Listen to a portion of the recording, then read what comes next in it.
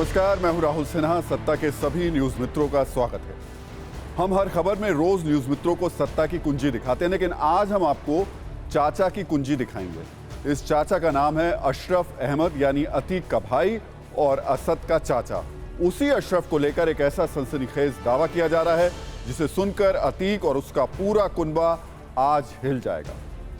फिर दिल्ली के मुख्यमंत्री अरविंद केजरीवाल से जुड़ा ऐसा काउंटडाउन जिसने देश की सियासत का तापमान बहुत ज्यादा बढ़ा दिया है। अब से कुछ घंटे बाद सीबीआई के सामने केजरीवाल की पेशी है और ये पेशी उसी शराब घोटाले में है जिसमें पहले से केजरीवाल के डिप्टी रहे मनीष सिसोदिया सलाखों के पीछे हैं। उससे पहले केजरीवाल ने डायरेक्ट पीएम का नाम लेकर कई जुबानी बम फोड़े हैं, जिस पर हमने एक वीडियो गाइड तैयार की। वैसे आज कुछ वीडियो देखकर चीन और पाकिस्तान के होश भी उड़ने वाले हैं। ये वीडियो उन किलर ड्रोन्स के हैं जिन्हें लेकर पहले ही बीजिंग से इस्लामाबाद तक कई ब्रेकिंग न्यूज बन चुकी हैं। भारत के सुपर ड्रोन्स आज आपको गर्व वाली फीलिंग देंगे। इसके बाद आपके मोबाइल फोन से जुड़ा एक बहुत अहम फीचर जो आपको खतरों से सावधान करेगा। भूकंप हो, बाढ़ हो, सुनामी हो या फिर तूफान हो, कैसे आपको ये मोबाइल करेगा सावधान, सरकार इसकी प्लानिंग कैसे कर रही है, ये खबर आज बिल्कुल भी मिस मत करिएगा। तो सत्ता में आज सबसे पहले कुछ ऐसे सवाल जो प्रयागराज से लेकर देश के कई शहरों तक ट्रेंड कर रहे हैं। ये सवाल एनकाउंटर में मारे गए माफिया अतीक के बेटे असद और अतीक के भाई अशरफ से जुड़े हुए हैं और इनके पीछे वजह एक ऐसी डील को बताया जा रहा है जो अशरफ और पुलिस के बीच हुई। सवाल ये कि क्या चाचा अशरफ की वजह से ही अतीक के बेटे असद का एनकाउंटर हुआ? क्या वाकई पुलिस के साथ अतीक के भाई अशरफ अहमद ने एक डील की थी? क्या एनकाउंटर ना करने के बदले अशरफ ने बरेली जेल में ही पुलिस से असद की जान का सौदा किया था? आखिर जिन 3 शूटर्स की लोकेशन पर पुलिस और अशरफ की डील के दावे किए जा रहे हैं, क्या उनमें असद का नाम भी शामिल था?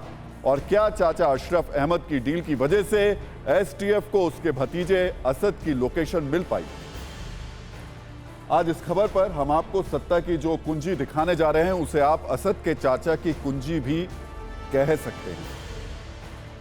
पुलिस के सूत्रों से मिली जानकारी के मुताबिक अब तक जो कुछ पता चला है वो बहुत ज्यादा चौंकाने वाला है। इसलिए सबसे पहले हम आपको इन सवालों के पीछे की असली वजह बताते हैं।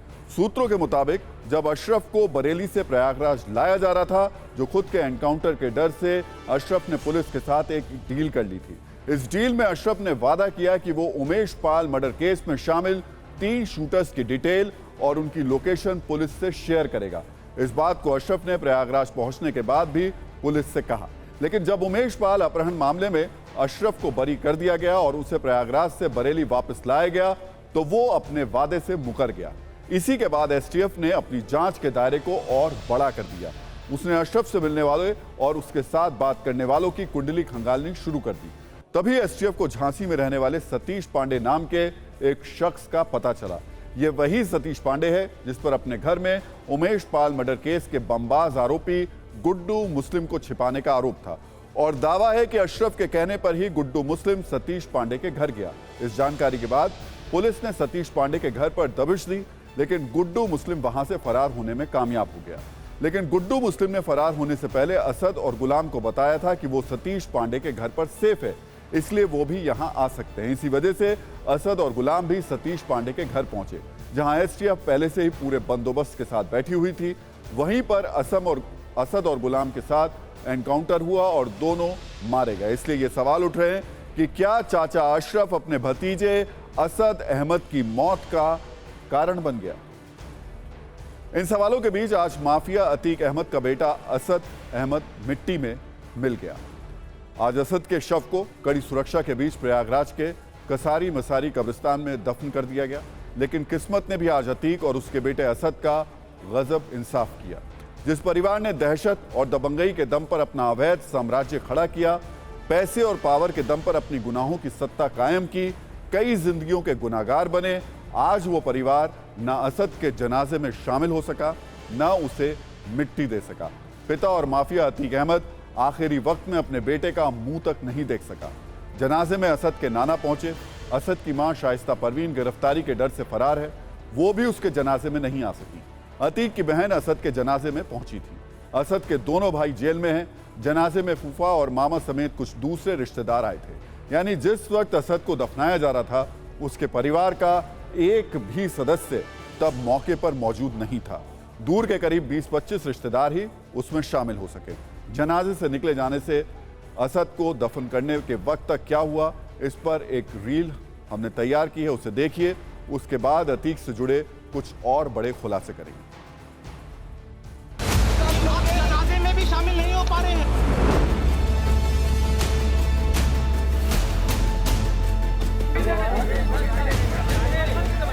कहना असद के बारे में कहना चाहेंगे आप? असद के लिए आप कुछ कहेंगे? जी जी बोलिए। अल्लाह की चीज थी, अल्लाह ने ले लिया।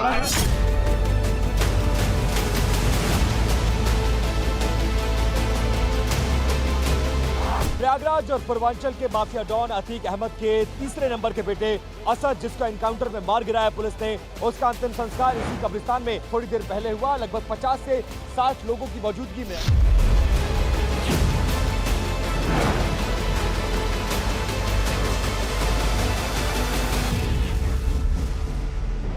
भारी पुलिस बलों की तैनाती है। रैपिड एक्शन फोर्स से लेकर उत्तर प्रदेश पुलिस और पीएससी के जवान यहां पर बड़ी तादाद में मौजूद हैं और इतने पुलिसकर्मियों की मौजूदगी में जहां पर अंतिम संस्कार की प्रक्रिया को पूरा किया गया।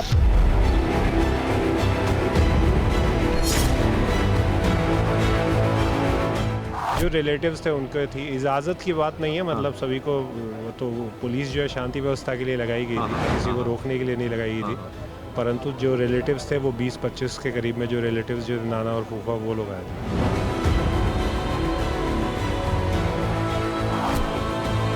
कम से कम यही हुआ कि कम से कम कुछ लोगों को तो उन्होंने कहा कि जो आपके करीब परिवार के उन लोगों को आप बुला लीजिए, जिनको नहलाना है धुलाना है उनको हम सबको भेज देते हैं। तो उन्होंने सबको भेजा यहाँ पर।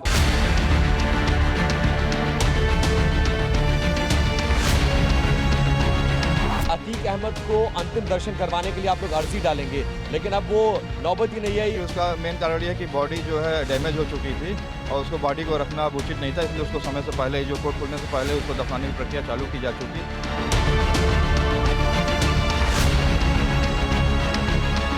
वो बाप है, मगर कुछ ऐसी परिस्थितियों में वो मतलब आपके ही कस्टडी में है, फोर्स शासन प्रशासन के कस्टडी में है, मजबूरी है। जहाँ अगर शासन प्रशासन अगर चाहता तो उनको ला करके कहीं भी दिखाया जा सकता।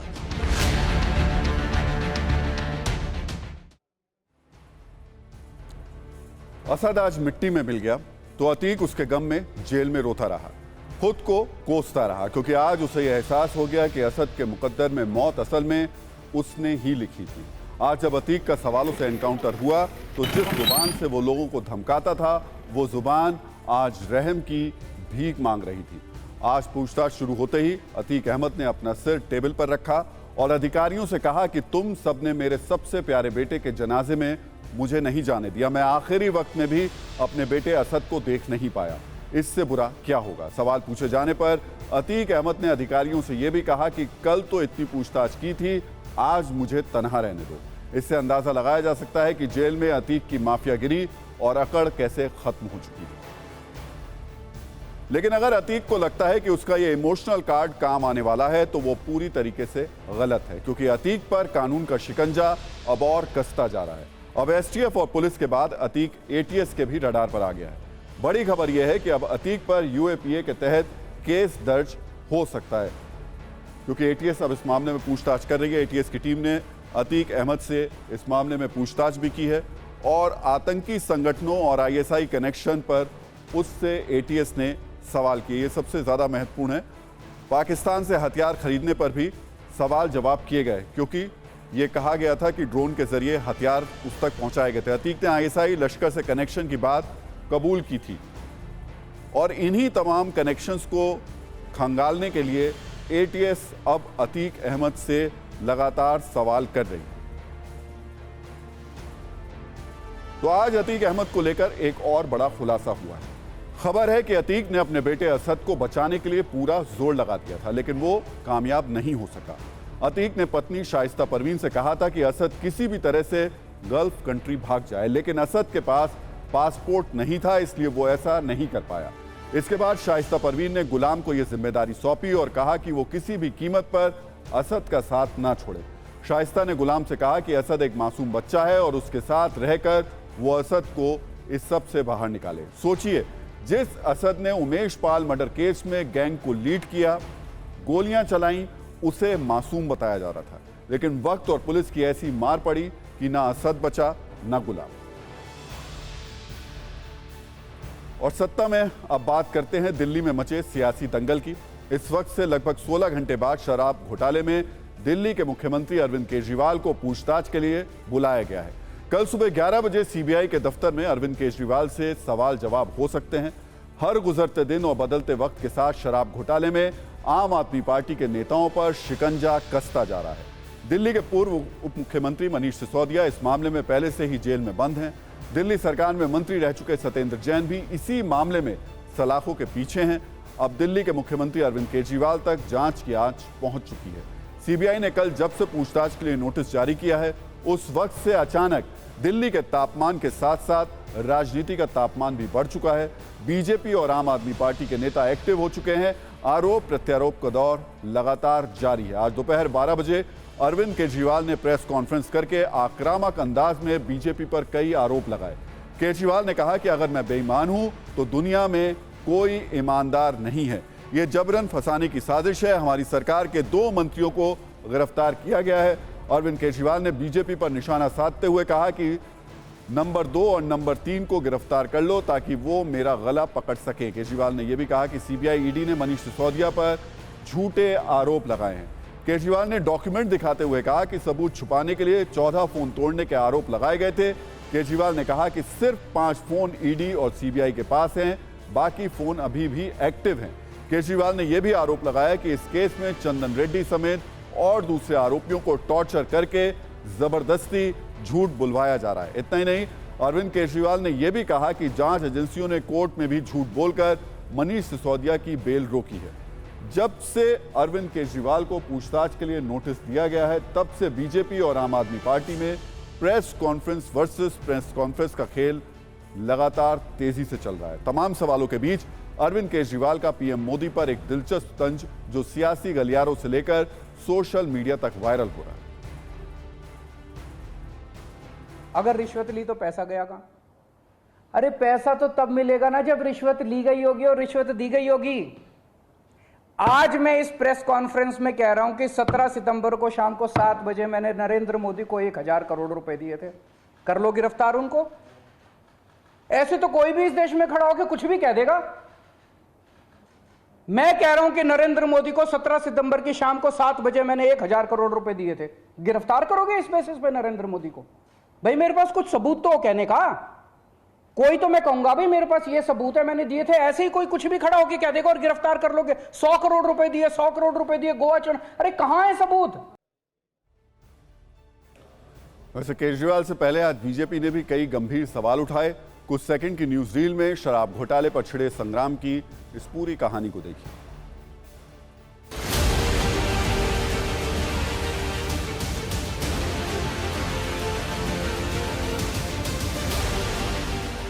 देखिए अरविंद केजरीवाल जी, ये बात अब जग जाहिर हो चुकी है। शराब घोटाले के किंगपिन अगर कोई हैं तो वो आप ही हैं।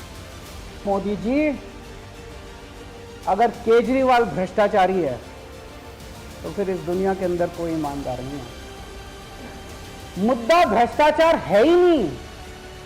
मुद्दा भ्रष्टाचार की जांच है ही नहीं। दिल्ली के मुख्यमंत्री आप,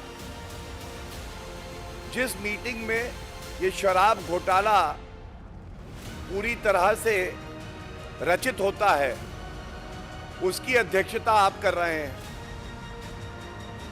आप पे गाज क्यों नहीं गिरनी चाहिए?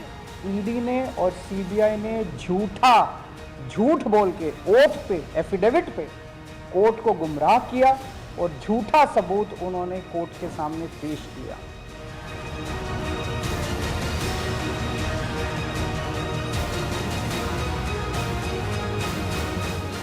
समीर महेंद्रू,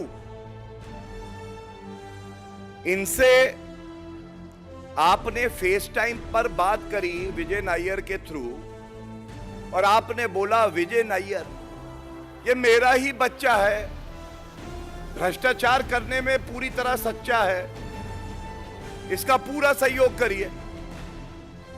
समीर महेंद्रू से टॉर्चर करके बयान लिया गया, उन्होंने अपना बयान वापस ले लिया। मनस्विनी से टॉर्चर करके बयान लिया गया, उन्होंने अपना बयान वापस ले लिया। भूषण बेलगवी से टॉर्चर करके, ये 5 नाम तो मेरे पास ही हैं, पता नहीं ऐसे कितने लोग हैं जिन लोगों को टॉर्चर कर करके बयान दिए गए। ये हो क्या रहा है? आप कह रहे थे कि ये जो शराब नीति है बहुत अच्छी है, ये बताइए इतनी अच्छी थी तो ये वापस कैसे हुई? आपकी आज्ञा के बिना तो ये वापस हो नहीं सकती। इतनी शानदार पॉलिसी थी, ट्रांसपेरेंट पॉलिसी थी जो भ्रष्टाचार खत्म कर देती पूरे के पूरे शराब सेक्टर में। ये जब पंजाब में लागू की गई तो इस पॉलिसी से 50% रेवेन्यू 1 साल के अंदर बढ़ गया। ये जो 100 करोड़ की रिश्वत ली है, घूस ली है, जो अरविंद केजरीवाल की तिजोरी में गई है, ये इसीलिए दबाव बना रहे हैं। और ये हम नहीं कह रहे, ये न्यायालय की फाइंडिंग है प्रथम दृष्टया। ये आरोप लगाते हैं कि 100 करोड़ रुपए की रिश्वत ली गई और दी गई। वो 100 करोड़ रुपया कहाँ है? एक नया पैसा कहाँ है? वो 100 करोड़ रुपया।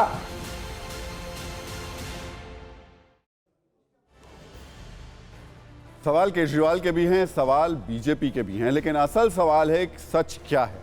क्या शराब नीति में गड़बड़ी थी?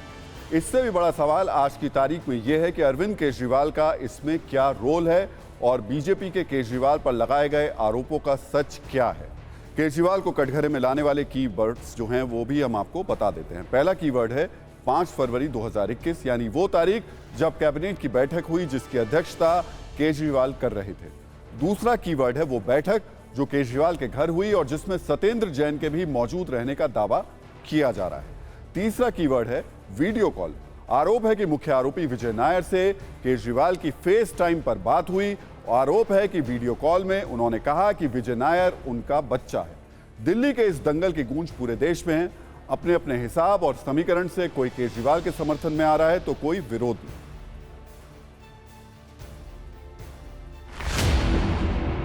एक चाहे कोई जितना मर्जी बड़ा चोर हो, वो भी ठीक वैसा ही करेगा जैसे अरविंद केजरीवाल जी ने आज प्रेस कॉन्फ्रेंस में किया।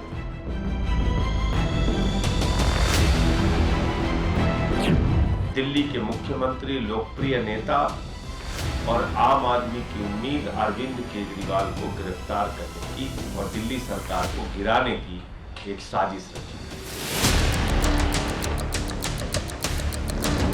देखिए, आज समय victim card, emotional card, drama card और डाइवर्जन कार्ड खेलने का नहीं है, बल्कि जो बड़ा भ्रष्टाचार आम आदमी पार्टी ने शराब घोटाले में किया है उसका रिपोर्ट कार्ड देने की बारी है।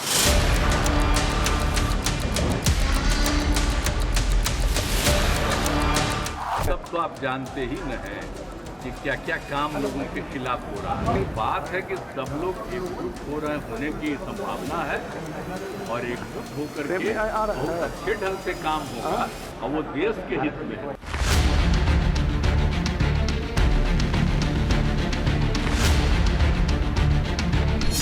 तो आप सरकार के मुखिया हैं, आपके घर पे अधिकारी आ रहे हैं, आप अधिकारियों को निर्देश दे रहे हैं कि ये चीज़ें आपने बदलनी है और आप कहते हैं घोटाला नहीं। इन सब बातों का अरविंद केजरीवाल जवाब नहीं देंगे।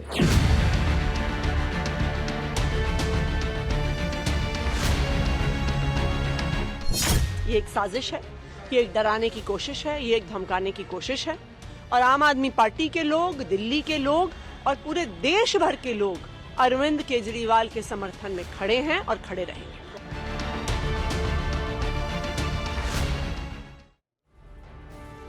और इस वक्त की बड़ी खबर आपको बता दें, केजरीवाल के साथ सीबीआई दफ्तर दिल्ली के मंत्री भी जाएंगे। पंजाब के सीएम भगवंत मान भी केजरीवाल के साथ सीबीआई दफ्तर जाएंगे। आपके सांसद भी सीबीआई दफ्तर केजरीवाल के साथ जाएंगे।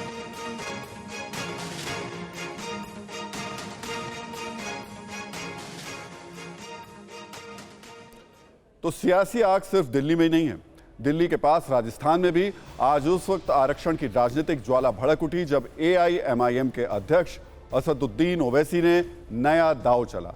राजस्थान के भरतपुर में प्रेस कॉन्फ्रेंस कर ओवैसी ने चुनाव से पहले अल्पसंख्यक कार्ड चलते हुए मुस्लिमों के पिछड़ेपन का जिक्र किया। ओवैसी ने राजस्थान के मुसलमानों की उच्च शिक्षा की स्थिति पर चिंता जताई। ओवैसी ने कहा कि दूसरे धर्म की तुलना में मुस्लिम बच्चे ज्यादा कुपोषित हैं। मुसलमानों के लिए ओवैसी ने आरक्षण की वकालत की। उन्होंने कहा कि 85% मुस्लिम कास्ट आरक्षण के हकदार हैं, लेकिन अब तक उन्हें मिला नहीं है। ओवैसी ने कहा कि राजस्थान में मुस्लिमों के पास जमीन भी कम है। मुसलमानों के आर्थिक और शैक्षणिक पिछड़ेपन की रिपोर्ट का जिक्र करते हुए ओवैसी ने कहा कि रिपोर्ट बता रही है कि किसी भी पार्टी ने अल्पसंख्यक समुदाय के लिए कुछ भी नहीं किया है। ओवैसी ने यह भी कहा कि हम भड़काऊ भाषण नहीं देते हैं, बल्कि आईना दिखाते हैं। राजस्थान में हायर एजुकेशन में सिर्फ 2% मुसलमान हैं। मुस्लिम महिलाओं का दूसरे रिलीजन के महिलाओं से अगर आप कंपेयर करेंगे तो उनका जो बॉडी मास इंडेक्स है वो 18.5 है। मुस्लिम बच्चे जो एनीमिक हैं दूसरे मजहब के लोगों से आप कंपेयर करेंगे तो 60% मुस्लिम बच्चे चिल्ड्रन एनीमिक हैं।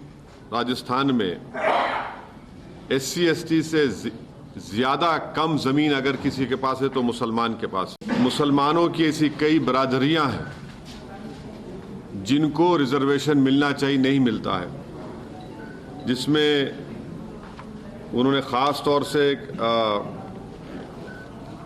नियरली 82 कास्ट का नाम लिया है। 82 नहीं 85, जिसमें खलंदर भी है, बहरूपिया है, मासत है, जिसमें मिरासी भी है।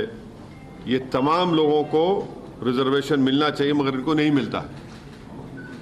तो ये रिपोर्ट हम राजस्थान के मुख्यमंत्री को भी भिजाएंगे। अगर वो वक्त देते हैं मुझसे मिलने का तो मैं खुद पर्सनली हमारी टीम जाकर उनको देगी। तो आज राजस्थान में सिर्फ ओवैसी ही नहीं गरजे, केंद्रीय गृह मंत्री अमित शाह ने भी जमकर सियासी तीर चलाए। अमित शाह ने राजस्थान के मुख्यमंत्री अशोक गहलोत और पूर्व डिप्टी CM सचिन पायलट के बीच जारी टकराव पर तंज कसा। भरतपुर में पार्टी के एक कार्यक्रम में अमित शाह ने कहा कि पायलट का नंबर कभी नहीं आएगा। भले ही वो जमीनी स्तर पर बहुत सक्रिय हैं, लेकिन कांग्रेस के खजाने में गहलोत की भागीदारी बड़ी। यहां पर कांग्रेस पार्टी को राजस्थान की जनता ने सत्ता दे दी। अभी दोनों लोग सत्ता के लिए लड़ रहे हैं। गहलोत जी लड़ रहे हैं, उतरना नहीं चाहता। पायलट जी कहते हैं मैं बनना चाहता हूं। भैया काहे को लड़ रहे हो? सरकार तो भारतीय जनता पार्टी की बननी है। एक खामखा झगड़ा कर रहे हैं, जो चीज है ही नहीं उसके लिए लड़ रहे हैं। अरे पायलट जी, आप कितना भी करो आपका नंबर नहीं आएगा। आपका कंट्रीब्यूशन शायद जमीन पर थोड़ा गहलोत जी से ज्यादा हो सकता है, मगर कांग्रेस के खजाने में गहलोत जी का कंट्रीब्यूशन ज्यादा है। आपका नंबर नहीं लगेगा। और अब बात करते हैं देश की सीमा की हिफाजत करने वाले और दुश्मन की साजिशों के परखच्चे उड़ाने वाले ऐसे आसमानी सिपाही की, जो पहले टेस्ट में ही पास हो चुका है और अब शत्रु खेमा में तबाही मचाने के लिए तैयार है। हिंदुस्तान का यह आसमानी सिपाही है मेड इन इंडिया घातक ड्रोन, जो आसमान में उड़ते हैं तो दुश्मनों के दिल दहलते हैं। रक्षा सूत्रों के मुताबिक अटैक ड्रोन्स का पहला परीक्षण सफल रहा है। 15 से 20 किलोमीटर की रेंज तक टारगेट तबाह करने वाले ड्रोन्स का टेस्ट कामयाब रहा है। संसदीय समिति से इसकी जानकारी साझा की गई है। भविष्य की चुनौतियों को देखते हुए भारत की ड्रोन स्ट्रेटेजी क्लियर है। सैन्य शक्ति बढ़ाने के लिए भारत करीब 500 ड्रोन्स खरीद सकता है। सिर्फ इतना ही नहीं, स्वदेशी हथियारों पर फोकस करते हुए देश में करीब 30 से 40 कंपनियां अटैक ड्रोन्स बनाने में जुटी हुई हैं। आज से करीब 2 महीने पहले 12 फरवरी से 17 फरवरी तक बेंगलुरु में एशिया का सबसे बड़ा एयर शो हुआ था, जिसकी शुरुआत खुद प्रधानमंत्री मोदी ने की थी, जिसमें एक से बढ़कर एक घातक हथियारों की ताकत दिखाई गई थी। सबसे खास बात यह कि एयर इंडिया शो में किलर ड्रोन्स की भी झलक दिखाई दी थी। TV9 भारतवर्ष की टीम उस वक्त एयर शो में गई थी। आपको आज किलर ड्रोन्स की अचूक ताकत का एक मिनी ट्रेलर दिखा, नजर रख सके। इवन वेदर खराब हो तो भी इसमें रडार, यानी कि अगर बारिश हो रही हो तो बारिश के समय भी ये उड़ सकता है। और अब सत्ता में हमारी अगली खबर देश के करीब 120 करोड़ मोबाइल यूजर्स से जुड़ी हुई है। क्या आप जानते हैं मौजूदा वक्त में जो मोबाइल आपकी जिंदगी का बहुत जरूरी हिस्सा बन चुका है, अब वही मोबाइल आपको कई खतरों से आगाह भी करेगा, क्योंकि सरकार ने मोबाइल फोन को लेकर एक बड़ा फैसला लिया है, जिसका असर ये होगा कि अब मोबाइल फोन प्राकृतिक आपदाओं से पहले अलर्ट करेगा। केंद्र सरकार की ओर से मोबाइल निर्माता कंपनियों को एक निर्देश जारी किया गया है, जिसके मुताबिक अब नए मोबाइल में इमरजेंसी अलर्ट फीचर देना अनिवार्य होगा। हालांकि ये काम कैसे करेगा और इसका फायदा क्या होगा ये आपको बताएंगे, लेकिन पहले ये जान लीजिए कि नए मोबाइल में ये फीचर जोड़ने के लिए सरकार ने मोबाइल कंपनियों को 6 महीने का वक्त दिया है। सरकार का यह नियम लागू हो चुका है और अब बहुत जल्द बिना इमरजेंसी अलर्ट फीचर वाले मोबाइल की बिक्री बंद हो जाएगी। अगर कंपनियां मोबाइल में इमरजेंसी अलर्ट फीचर नहीं देती हैं तो उस कंपनी पर एक्शन भी लिया जाएगा। अब हम आपको जो कुछ बताने जा रहे हैं उसे देखने के बाद आपको इमरजेंसी अलर्ट वाले इस फीचर की अहमियत समझ में आ जाएगी। जैसे आपके शहर में मूसलाधार बारिश आने की आशंका है, जिससे जान और माल का खतरा हो, तो ऐसी बारिश की स्थिति में आपको मोबाइल अलर्ट कर सकता है। बाढ़ आने की संभावना है तो इसकी खबर भी आपको मोबाइल पर ही मिल जाएगी। किसी शहर में सुनामी का खतरा है, जो इस खतरे का सायरन भी आपको मोबाइल पर बजने लगेगा। ये मोबाइल आपको किसी भी चक्रवात की चेतावनी भी देगा। ऐसी स्थिति में उस शहर के तमाम मोबाइल एक साथ बजने लगेंगे, यानी किसी भी तरीके की प्राकृतिक आपदा के हालात में अब मोबाइल फोन का इमरजेंसी फीचर आपको अलर्ट कर देगा। मोबाइल पर अलर्ट मिलने से लोग खुद अपने बचाव के लिए जरूरी कदम उठा सकेंगे। वैसे भूकंप के मामले में पूर्वानुमान की जानकारी देने को लेकर अभी तक कोई मशीन या तंत्र नहीं है, लेकिन भूकंप किसी शहर में आया है और आप उस शहर की ओर जा रहे हैं तो ये इमरजेंसी अलर्ट फीचर आपको सावधान कर देगा। इस फीचर की खासियत यही है कि इससे पूरे शहर, पूरे राज्य या पूरे देश को एक साथ अलर्ट किया जा सकता है। अब बहुत से न्यूज मित्रों के मन में यह सवाल होगा कि क्या यह फीचर सिर्फ नए मोबाइल फोन्स में ही मिलेगा, और अगर ऐसा है तो पुराने फोन का क्या होगा। तो इसका जवाब भी सुन लीजिए। सरकार ने सभी मोबाइल निर्माता कंपनियों को निर्देश दिया है कि वो पुराने स्मार्टफोन्स में भी सॉफ्टवेयर अपडेट करके इमरजेंसी अलर्ट का यह फीचर उपलब्ध कराए। सॉफ्टवेयर को अपडेट करने के बाद यह फीचर आपके पुराने मोबाइल में भी जुड़ जाएगा। मोबाइल फोन में अलर्ट फीचर अब हर कंपनी को डालना होगा, फिर चाहे मोबाइल 1-1.5 हज़ार का हो या फिर कोई सस्ता स्मार्टफोन। वैसे अभी कई महंगे मोबाइल में इमरजेंसी अलर्ट की सुविधा होती है, लेकिन यूजर्स के पास अभी ये विकल्प होता है कि वो उस इमरजेंसी फीचर को ऑन रखे या बंद कर दे। लेकिन अब जो नए मोबाइल आएंगे उनमें इस फीचर को बंद करने की सुविधा नहीं होगी। किसी भी तरीके की प्राकृतिक आपदा की स्थिति में मोबाइल पर इमरजेंसी अलर्ट का मैसेज ब्लिंक होने लगेगा और उसकी जानकारी सामने आ जाएगी। ऐसी स्थिति में मोबाइल फोन कम से कम 30 सेकंड तक बजता रहेगा। इतना ही नहीं, लाइट और साउंड के साथ साथ मोबाइल फोन वाइब्रेट भी होने लगेगा, जिसकी वजह से साइलेंट मोड में होने के बावजूद वो आपको इमरजेंसी अलर्ट कर देगा। ये कैसे काम करेगा, इसे समझाने के लिए हम आपको एक डेमो भी दिखा देते हैं। मैं आपको दिखाता हूं कि किस तरह से मोबाइल में इमरजेंसी अलर्ट का ये फीचर होता है। देखिए, ये सेटिंग्स में आपको इमरजेंसी अलर्ट का फीचर मिलेगा। इस पर आप इसको क्लिक करेंगे तो आपको ये दिखेगा वायरलेस इमरजेंसी अलर्ट्स, और इसमें अलाउ अलर्ट्स है। तो अगर आप अलर्ट्स को बंद कर देते हैं तो आप बंद भी कर सकते हैं, लेकिन अब जो फीचर आएगा वो आप बंद नहीं कर सकेंगे। और इसमें एक्सट्रीम थ्रेट्स, सीवियर थ्रेट्स और बाकी सभी तरीके के जो थ्रेट्स होते हैं उनके बारे में आपको तत्काल सूचना मिलेगी। इमरजेंसी फ्लड वार्निंग का फीचर दिखाता हूं। देखिए, ये देखिए,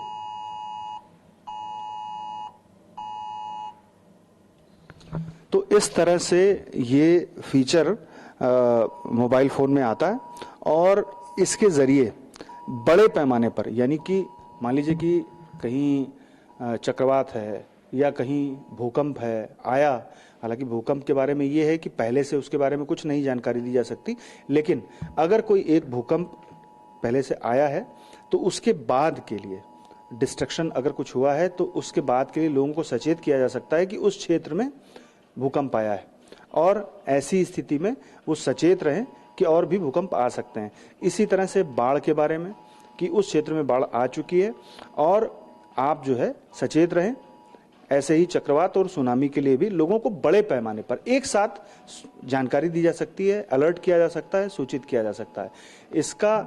इस फीचर को लाने की प्रमुख वजह यही है कि एक साथ बड़े पैमाने पर पूरे शहर को या यूं कहें कि पूरे राज्य को एक साथ अलर्ट कर दिया जाए।